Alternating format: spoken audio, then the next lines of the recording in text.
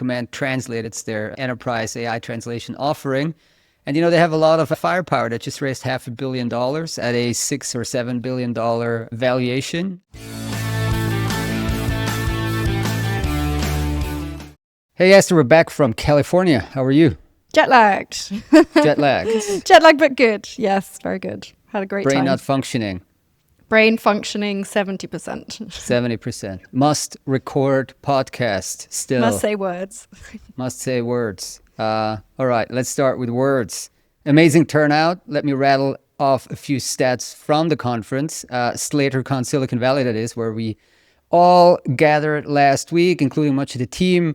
As I said, amazing turnout, 200 plus participants actually there on the day. Very hard to pull off in the Bay Area, I can tell you that.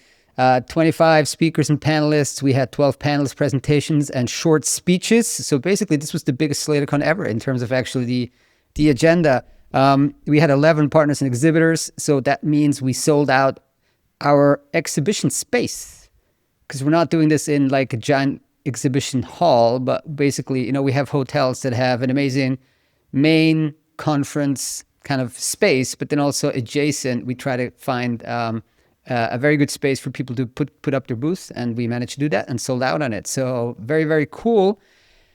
We had lots of advanced technology, people and products featured at the conference. Very strong localization buyer and user turnout as well, as you'd expect in this part of the world, right? That's where a lot of the localization of technology products is happening. And then, of course, many of the key industry decision makers, many CEOs, many owners, everybody there. So pretty cool. I love the weather, as always. Super nice. California, Northern California. A little foggy in the morning, but then usually cleared up in the afternoon. Foggy and sunny. Yeah, you need to bring your sunglasses sunny. And a bit of a jacket for the evenings. For the evenings, yeah. Because we had this wonderful garden area. I don't know, what would you call that?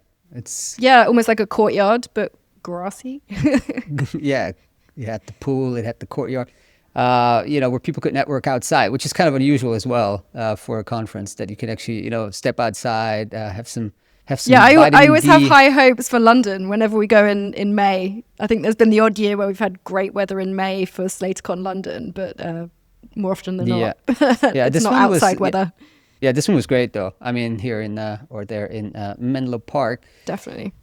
All right, so key takeaways. So we had, we started the conference, gave our view on the industry, and spoke about the language solutions integrator and language technology platform dichotomy we launched. Right, it got some interesting pushback, got some interesting questions. We're going to cover this as well. But then we moved on to Brian Murphy, CEO of SmartLing. He gave a very, very good presentation, kind of moving from macro to specifics and very kind of driven by data as well. He also did put out a warning, like don't try this at home, basically. Like I like that. Yeah. Don't try to do your language AI project at home. Of course, as he should, being the CEO of SmartLing. Yeah, so there's a lot of hidden costs, lack of expertise, and some people are now coming back, having tried to do all kinds of stuff with LLMs. And then I moderated a panel with AWS, Microsoft, and Google Cloud. That was a bit of an experiment because we invited people that don't have a lot of, I guess, touch points with specifically localization and translation. But, they're very much they're in charge of, certain parts of those, obviously super foundational, very important platforms with AWS, Microsoft, and Google Cloud. They kind of gave us a view on what you should and shouldn't try to build. So essentially, somebody came up to me after the conference, said his takeaway was, well, don't try and compete with us. And I partially agree, but I think it was obviously much more nuanced. They were also saying, well, you have your proprietary data, you have your defensible niche, you have your vertical that you really know. So, maybe not try to compete with us on the foundation model level, but, do obviously build on what we have to offer. So yeah. I mean, that seems to be their message, I think, generally, isn't it? Those as foundational platforms are there for people to build on top of. So it's definitely there to kind of serve as a basis for a lot of what, the startups and others are trying to build at the moment. There was one company, and I'm trying to segue this in a meaningful way. So just yesterday, Oracle had like a 25% pop in their stock price, and Larry Ellison, the founder, got like $70 billion richer because they're also kind of part of this kind of infrastructure boom now, alongside the Nvidias and the Microsofts and the Googles, etc. And so I was chatting to ChatGPT to just brush up my knowledge on Oracle. I'm like, what does Oracle actually do? And then I asked it, make this a little bit more specific in terms of the language industry. And then it actually told me, it being ChatGPT, that one customer of Oracle is Cohere. So Cohere is running some of their models on Oracle. And Cohere gave so I'm not vouching, maybe, who knows, maybe ChatGPT hallucinated, but I didn't verify this, but it sounds very interesting. So we had a really fascinating presentation by Kelly Marquisio from Cohere. So she's the multilingual lead. And yeah, they had a great launch last week that we fortunately covered. Maybe you can tell us a bit more about that. Yeah, I mean, obviously it was great timing, I think, for Kelly, because she was saying, well, now that we have launched Command Translate, now I can actually talk about it at the conference. And I think had it been a week earlier, she may not have been able, she wouldn't have been able to share very much. But yeah, she's talking obviously a lot about how the multilingual LLMs are built themselves. Sharing obviously how multilingualism is pretty central to Cohere's overall process. So yeah, I mean, it was really good timing, I think, in terms of having had that launch just like days before or something. Yeah, I mean, I can't imagine if it had been days after. Think about it. She has to go on stage, talk to a room full of people from the localization, translation, language AI industry, and she has this like thing in the back, like, well, we're going to launch our who major... knows? Maybe they brought the launch forward just yeah, you're right. Make sure maybe there was a that bit it of push. was on time for SlatorCon. and then so I'm very glad that they were able to launch this. So yeah, Command Translate, it's called. It's their enterprise AI translation offering. And they have a lot of firepower. That just raised $500 million at a $6 or $7 billion valuation. So yeah, it's a long way. They've come a long way since we had Nick Frost, their co-founder, on the podcast in I think it was fall of 2022. So 22, okay, already. 2020, yeah. just 3 about years when ago, almost. I think it was literally weeks before ChatGPT launched, or maybe on the day or something. Yeah. So again, very timely. very yeah, Cohere seems to be the timing is good. I'd love to have him back in London in 2026. Great company, and yeah, Kelly, phenomenal speaker. Got to say, I mean, that presentation really well kind of managed between like technical aspects, but then also kind of took us lay people along for the ride. So very good. Same for the AI dubbing panel. We had RWS, Adapt, Global LipDub, and Pangaea on there. And we'll cover this. So I don't want to summarize it too much here, but it was just a very lively discussion, very interesting. Basically, that technology has also come a long way just in the past 12 to 18 months. And basically, I guess one of the key messages is there's just so much more that you can do now that you just weren't able to do 12 months ago. So you're kind of really expanding the market, and you're not like taking away necessarily just yet, right? So rapid adoption there. One of my favorite was presentation with Scott Suka from UC Health. For those of you who don't know, UC Health is the University of Colorado. Health is a not-for-profit healthcare system headquartered in Aurora, Colorado in the United States. And he really he broke up the whole AI discussion in a sense. Yeah. Because we had a lot of AI, a lot of tech. And then, you have this huge healthcare system that obviously needs lots of language services and language technology. And he really highlighted the human involvement. I'm never going to forget that slide where I think there was a sign interpreter lying on her back and like sign interpreting to somebody who had on the floor, had like a medical procedure done. So yeah, that's frontier sign language interpreting. Exactly. I think it's things that you don't really think about until, or unless you're in that specific situation yourself as somebody, who doesn't require a sign language interpreter. I could not imagine having a sign language interpreter just sort of lying on the floor, or any interpreter, lying on the floor as part of the job. But I guess the point was the person who required the interpreting was lying sort of belly down or stomach down on a table, on like an operating table or something, or an examination table or something. And so therefore, that was the only way that was the best way for the person to be able to see. So I really liked that. I think there are a lot of kind of slides or like images and photos and sort of human life, real life stories showing like about some of the impact of the work that they do on the communities. The interpreting operations that Scott runs is like, I don't know, it's like a small to mid-sized European country would run huge. That. Yeah. It's just huge. I mean, 150 languages a year, almost 1 million minutes a month in terms of remote interpretation, 6,000 in-person encounters per month. They actually run a fair bit of it through in-house resources. So they have like over 100 staff, 9 languages. They have 1,300 interpreter iPads. You get the picture, right? So incredibly sophisticated and large operation. And I keep saying this, but like sometimes the European mind just doesn't comprehend those very large scale. U.S. hospital, the scale of these U.S. hospital systems. It's country-sized. All right, then we had a panel moderated by Anna Wyndham, our head of research, on AI agents in localization, kind of very frontier discussion there as the new strategic layer in localization that's appearing there with these AI agents. They're making workflow and data decisions. It's quite early stage, but they're moving to more complex tasks now. So that was an interesting discussion as well. And then we had chief scientist, co-founder of Sync Labs, Sync, the lip sync company, Prajwal Renukanand, who I did not know was one of the leading authorities on just lip syncing generally, right? And so he was able to quote from his own papers quite extensively, which was super interesting. Yeah.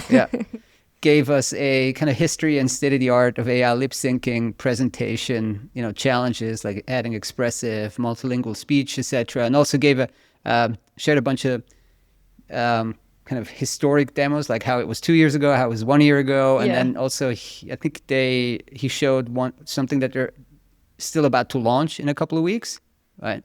It was seeing the progression was nice, I think, going from whatever was the sort of state of the art kind of 2 years ago to current day. And that was good.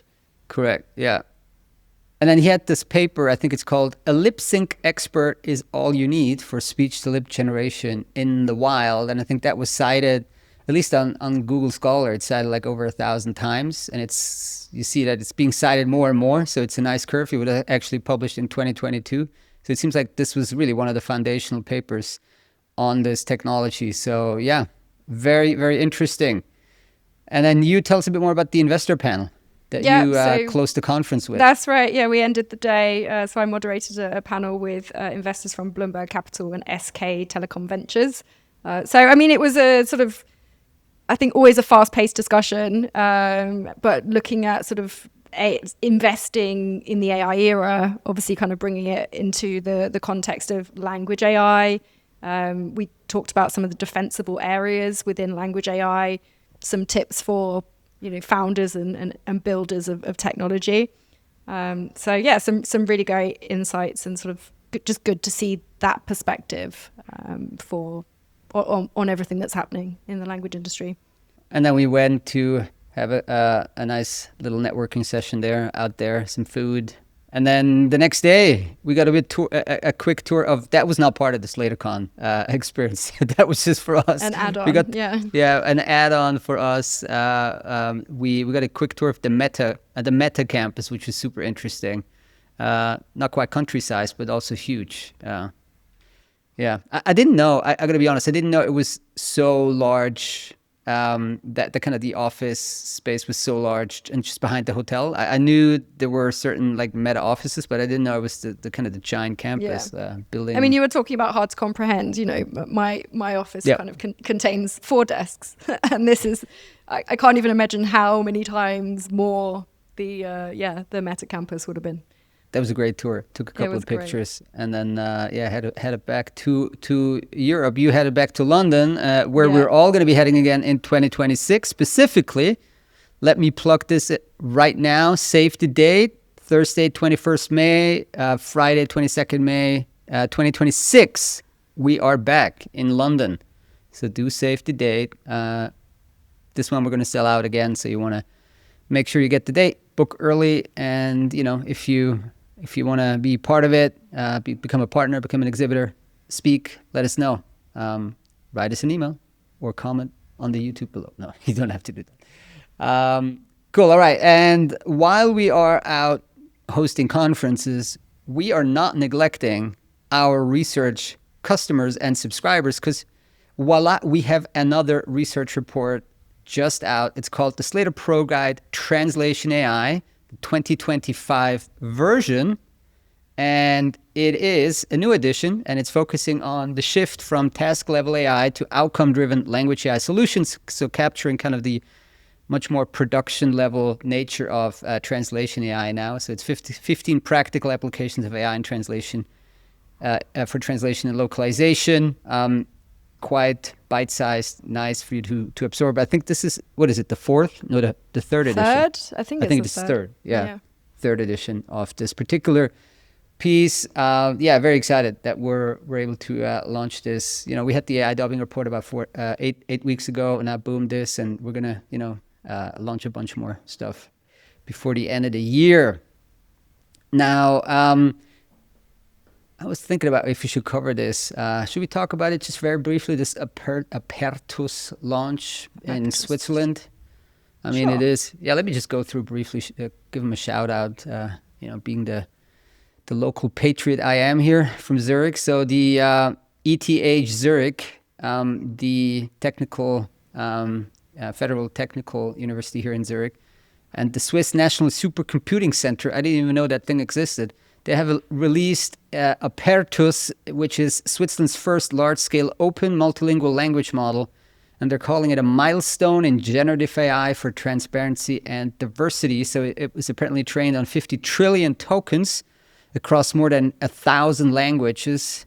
40% of the data is non-English, and it includes many languages that they say have so far been underrepresented in LLMs, such as, drumroll, Swiss German, Romansh, and many others. And for the very regular listeners of this podcast, you do probably remember that I keep talking about Swiss German and Romansh, even if that was something that many people care about. But I do. I find it fascinating. We care by proxy, Florian. We care because you care. Well, there are maybe 5 million Swiss German speakers and 50,000 Romansh speakers. So, But the Swiss German thing is, I mean, it's in a sense a small language, and it would be so weird if I could speak dialect to a computer, I gotta tell you. It would be exceptionally strange, and this is apparently coming, because if these guys did it, I'm sure there will be, some way for you to interact with a computer in Swiss German or your iPhone. That would be just so odd. And I'm looking forward to the moment, because it's trying. So if you prompt ChatGPT to speak to you in Swiss German, it's trying. Oh, it tries? Okay. It tries ish. But okay. It just doesn't really work. But yeah. So let me just close on this. Apertus, they say, serves as a building block for developers and organizations for future applications such as chatbots, translation systems, or educational tools. So they specifically highlight the translation aspect of this particular LLM. ETH is a fantastic university, as I'm sure they did a great job. So if you're into this type of stuff and in Europe and elsewhere, go check it out. And I'm sure it's interesting there. On a sad note, the Middlebury University, that's located probably about 60 miles south of where we hosted the conference, is apparently phasing out their graduate programs, part of them. And they will shut most programs from the Middlebury Institute of International Studies, which is one of the leading programs globally, I guess, for translation localization management. Quite sad. So do we know more, like why I had to pull this, and some more context there? I think it's obviously not an isolated case, but I think essentially there's been quite a number of years of deficits and enrollment levels dropping And it seems that that's only got worse after the pandemic. That is not specifically only for the translation and localization courses, I think, right? That's probably for everything. I would imagine so. Yeah.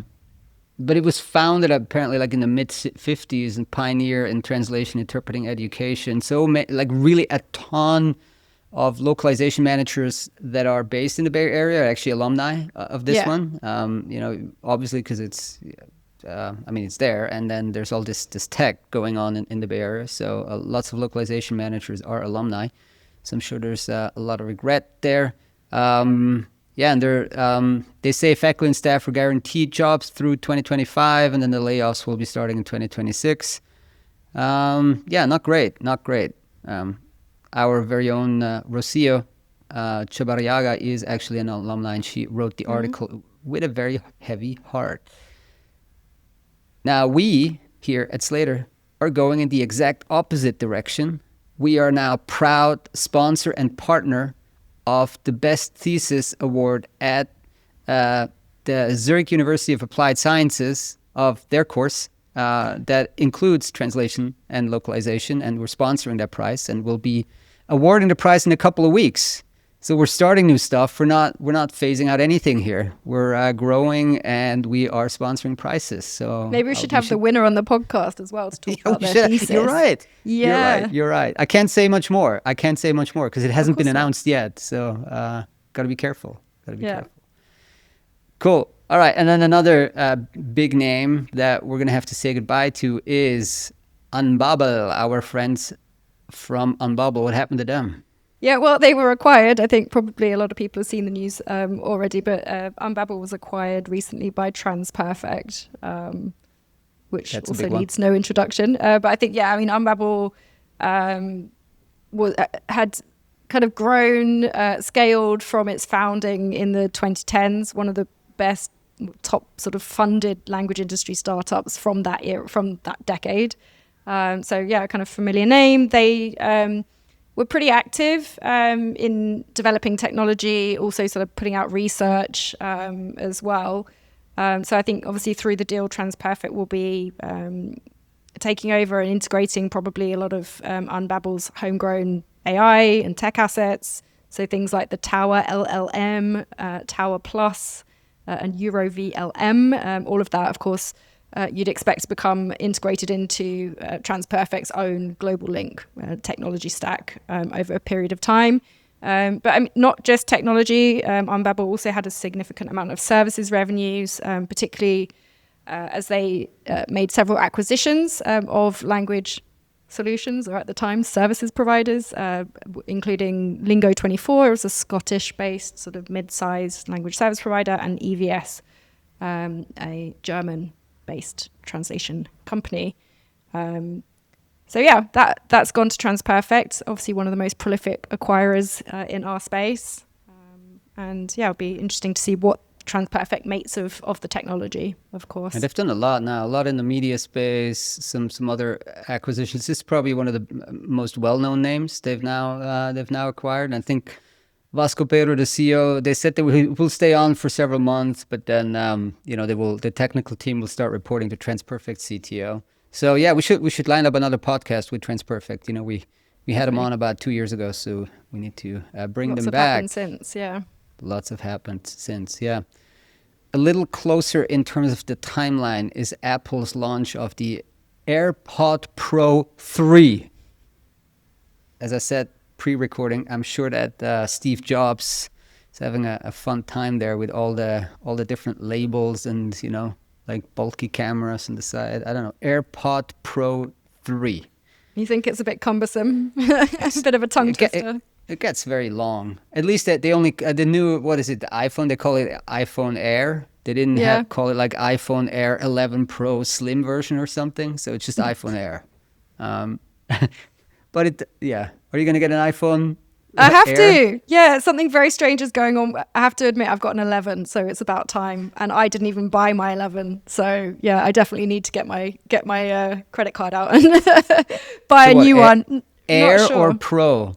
I don't even know if I'm going to go for a 17. I don't know. Brick or slim? Maybe a slim. Maybe. Yeah, maybe. We'll see. You can't tell. I don't think it has a front camera, so the selfies won't be great, Esther. That's okay. I'm not really a selfie. My arms aren't long enough to do selfies. Well, maybe of myself, but as soon as there's anyone else, it's not good. It doesn't work. All right. So Apple, they had their big event yesterday at the time we're recording this, and they announced that the AirPod Pro 3, which I'm gonna have to buy. You know why? Because my AirPods have lost noise cancellation, and yeah. I just, the 22-hour flight thing last week without noise cancellation wasn't Not great. good. So I'm gonna have to get my noise cancellation thing, and so the AirPod Pro 3, including noise cancellation, has another feature, which is live AI translation. So if you have AirPod Pro 3s and somebody else has AirPod Pro 3s, you can actually have a conversation, and apparently it's being live AI translated. Yeah. Well, I don't know if you noticed, but I definitely don't have AirPods. I have this some giant silver bows. Those are not AirPods. But you know what? What's it called? It's Bose. called... The Bose. But Apple has these as well. What do you call over ear? I don't know. Over ear. Yeah, I mean they have a model. I don't know what it's called again. I forgot. Anyway, so the AirPod Pro 3 can do AI live translation. So this is just we're going to talk about it and then kind of compare it to the Google launch. But I think listeners can just go and check it out themselves. I mean, all these big tech companies, we must have covered over a dozen of these live AI translation features in the past year. Google and now Apple. And Apple had something in June that was doing it on the iPhone. Now it's got squeezed into AirPods. It's got back to the AirPods. I mean, but if you do lower the friction enough, maybe at some point it's actually going to be people are actually going to start using it. Because I think even pulling out the phone and the latency and all of that, it's always been relatively cumbersome. But if it's kind of completely frictionless, maybe people do end up using it. Well, I'm gonna get my AirPod Pro 3. Maybe I'll get some as well. Then we can practice. It is interesting. AI translation. I was talking to ChatGPT about the technology yesterday, and I'm starting to like ChatGPT just for these kind of questions. It's interesting, the technology behind it. That it says it's an anti-noise to the noise cancellation thing. So it's kind of very slow. It cancels out all the. It's kind of a miracle actually that you can do this. That there's something like anti-noise to filter out the noise, right? Yeah. Okay, going off topic here. Still tired, still jet lagged. So apologies. Let's end on another story that we picked up. It's been a couple of weeks since we again jumped into analyzing the Inc. 5000 list for the fastest growing language solutions integrators. But did we find a few? And if so, who? Yes, we did find more than a few, I would say. We found 11 companies from the language industry, so including LSIs, LTPs, and language AI companies there. I guess people are familiar with the Inc. 5000 list, but basically it's a way of tracking or ranking revenue growth over a 3-year period. And this is for privately held companies specifically in the US. So I don't think it definitely doesn't include sort of anyone outside of the US. Or outside of that particular criteria. But yeah, we had some interesting data points. 3 of the largest established LSIs featured on the list every year since 2022. So we've got Proprio Language Services, Boost Lingo, and CQ Fluency, who are making, what is that, fourth or fifth sequential appearance on the list. So yeah, good for them. But yeah, companies that we had on the list, topping that list would be Proprio at rank 428. So this is, I think if I'm right, we haven't had many, if any, that have actually been in the top 500. When we've been tracking it in previous lists, I think maybe 1 or 2, but typically, obviously the list goes down to 5,000. So typically we sort of see companies coming in at a rank of higher than sort of 1,000, 2,000. competing obviously with companies across all the other sectors as well. So we had Proprio in first position for a company in our industry, followed by Boostlingo at rank 1460. Then we had a company called Fed Writers at around 1600. We had Wordly around 1700.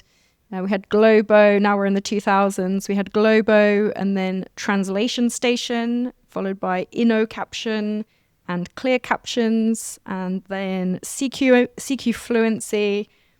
Into the 4000s now, we had Bilingual Global and Cesco Linguistic Services. So we identified 11 on the list. A couple of them are new as well, as in, I guess they were not featured in the 2024 ranking. So Wordly is a new entrant, and also Cesco Linguistic Services, first time, I believe. All right. Well, thanks, Inc., for putting this together. So it's a good data source for us as well. So, but then with some sad news from Proprio, who topped the list. So, they're buying a bunch of companies, but that also means sometimes that you have to make some layoffs. So what did we learn there? I don't think we covered it on our side, but we came across it this week in our daily newsletter. Exactly. I actually didn't even mention the sort of percentage growth rate that led them to top the list, but it was a 3-year growth rate of 952%. So that's incredible growth. Obviously sort of M&A-led growth from Proprio. At the same time, there is news of job cuts coming out of Siricom, which is the interpreting company that Proprio acquired just a couple of months ago. So the news, as we read it, is that there are 150 jobs being cut in Tampa, in Florida. The layoffs apparently will begin starting November 1st. And the company will also be closing its local office as part of a restructuring. Talking about the local Tampa office, which is one of 8 locations for Siricom across the US, Mexico, and Costa Rica. They didn't put out a press release. We noticed because they had to file what's called a federal worker adjustment and retraining notification. Right. And they stated that the layoffs will begin on November 1st. Yeah, because Siricom have these big contact centers, right? Where they don't have just remote. They have a lot of big contact center where people actually come in for work. So, all right. Well, that was it for this week's podcast. We'll be back again with exciting guests and news updates in the coming weeks, of course. In the meantime, head over to the website, get your copy of the Pro Guide Translation AI. Love that one. It's very super practical. So not a lot of kind of frameworky or abstract stuff and zero fluff. Cool. All right. Talk soon.